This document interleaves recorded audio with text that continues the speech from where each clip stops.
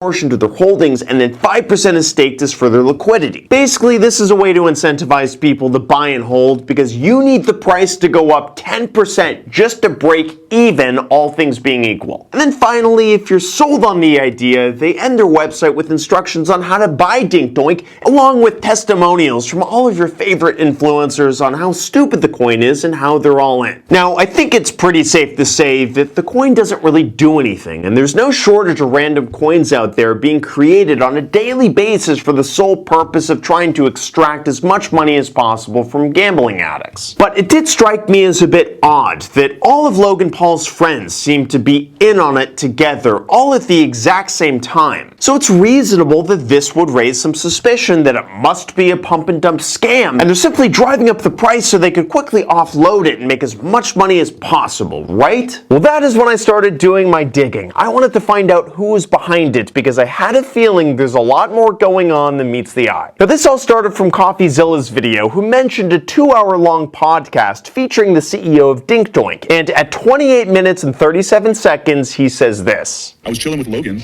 and we were like, what's the stupidest name we could think of for like a coin, right? Oh my god, his name's Dink Doink, and it just came alive. Like, Logan designed the character on his phone, on Snapchat. So at this point, we know that Logan Paul's at least somewhat involved with the creation of the coin, and we know he's friends with the creator. So who is the creator? Well, if we go to the Dink Doink Telegram, he just calls himself DDCEO_69 and doesn't give us any indication of who he actually is. So instead, I went to Twitter and I searched back to try to find anything that would give me some indication of who he is, and then I found this. The Crypto Puffin asks, who is the CEO of Dink? To which General Dink replies, LATX91, a close friend of Logan Paul. Boom, we're on to something. So that takes us to a Twitter page, The Truth Experiment, who has a history of reposting Dink Doink memes and other crypto commentaries, so we know this has to be our guy. I then turned to Google, and with a quick search of The Truth Experiment Logan Paul, it takes us to a podcast by Chris D. Comedy with, you guessed it, Jake Broido, aka The Truth Experiment, aka the potential alleged CEO and creator of Dink Doink. Now, I don't want to say with 100% certainty that he's the only one behind the coin, but I believe there's a strong likelihood he is based off the information I'm about to share. It's obvious that him and Logan are friends, they're creating a currency together, so what's the problem? Well, that is where we get into the original Chris D. Comedy interview that I mentioned a few moments ago, which by the way was posted on April 20th, exactly 69 days before Logan Paul tweeted about it, calling it the dumbest, most ridiculous shitcoin I've ever seen, and that's why I'm all in. You can't even make this stuff up. Like, what are the chances this is posted on 420 and then 69 days later Logan Paul tweets about it? Like, this is a sort of internet investigation work that I think deserves a like on the video if you haven't done that already. Anyway, at 24 minutes and 30 seconds in, he jokes about starting his own cryptocurrency, and then he says this. Coins, by the way, are only legal if they have utility. The difference between, like, the SEC will shut you down if your coin looks and feels like a stock. That's illegal. That means it's a security.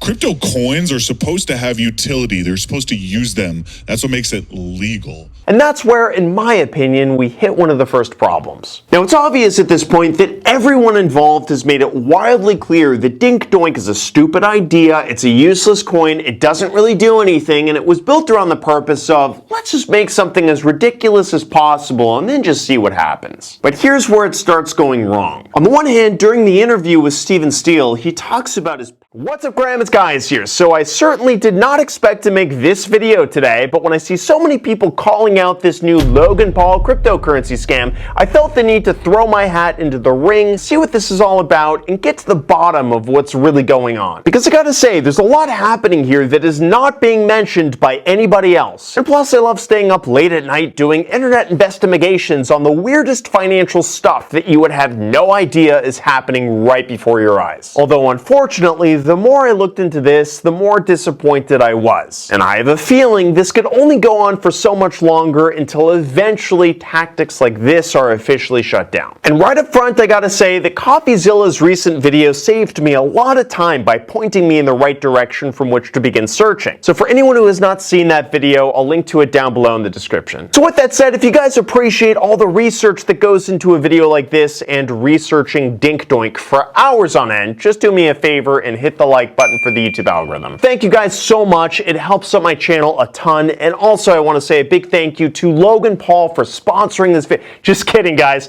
Video's not sponsored. Let's begin. So this all starts with a new cryptocurrency that's gaining some traction lately on social media, and it's called Dink Doink. Yep, seriously, Dink Doink. Now, normally in a situation like this, you would assume that it's getting some good attention, right? Like Dogecoin built a huge community around the meme for many years. The Bitcoin community is incredibly strong, and the Ethereum network has a genius team behind it, constantly looking for new ways to expand. But Dink Doink, on the other hand, is getting quite a lot of negative attention and a lot of backlash by what many people would say is an outright scam. CoffeeZilla was one of the first channels out there to really call it out, and iDubbbz followed up with the fact that it doesn't really do anything. Wait a second, Graham. You mean that someone created a cryptocurrency and is pumping it that actually doesn't do anything? How is that possible? Well, I'm glad I asked that question to myself, and here's where it all begins. Go ahead and visit dinkdoink.com and you'll be greeted by a colorful website that looks eerily similar to South Park with absolutely no affiliation to South Park. The premise here is that the Dink Doink cryptocurrency is built around a community of influencers and cartoons featuring a 2-minute long video of Logan Paul getting kidnapped by a group of female fans while the paperclip Dink Doink comes to the rescue. Logan Paul is saved, and